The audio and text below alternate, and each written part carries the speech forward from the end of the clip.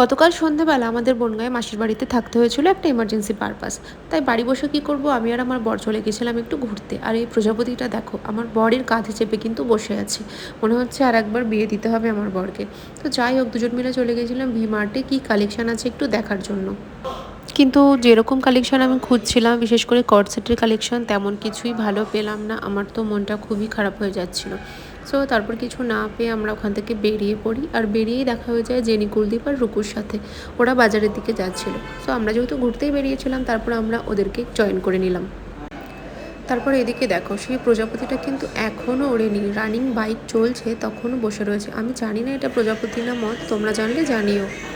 যেহেতু রুকুর সামনেই আসছে বার্থডে, তাই জন্য রুকু আজকে একটা জুতো কিনতে এসেছিলো। তো আমরা সবাই মিলে ফার্স্টে রুকুর জুতোটা কিনে নিলাম। তারপর আমি একটা ব্যাগ দেখবো, কারণ আমার অফিসের জন্য অনেকদিন ধরে আমি একটা ব্যাগ কিনবো ভাবছি।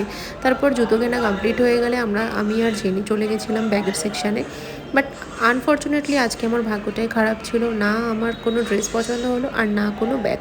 যদিও ব্যাগটা পছন্দ হয়েছিল, বাট সেটা ডিফেক্ট বেরোলো। তারপর ওখান থেকে আমরা সোজা বেরিয়ে পড়ি, কোথায় যাবো নিজেরাও জানি না। তারপর দেখা হয়ে গেছিলো তাতায়ের সঙ্গে। আর তাতায়ের দোকানের পাশেই রয়েছে একটা পার্লার, তো আমার একটু আইব্রো করানোর ছিল। তো সেখানে গিয়ে আমি একটু আইব্রো করিয়ে নিই, আর সানি কিন্তু তাতায়ের সাথে ওয়েট করছিল।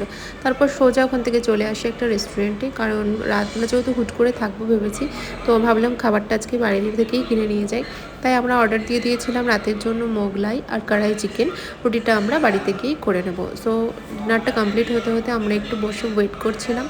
তারপর কিন্তু আমাদেরকে ওরা দিয়ে দিয়েছিল আমাদের পার্সেলটা। সো বাড়ি যাওয়ার জন্য রেডি, আর এই যে আমাদের পার্সেল। সো দেখা হবে পরের ব্লগে। চলো, টাটা, বাই।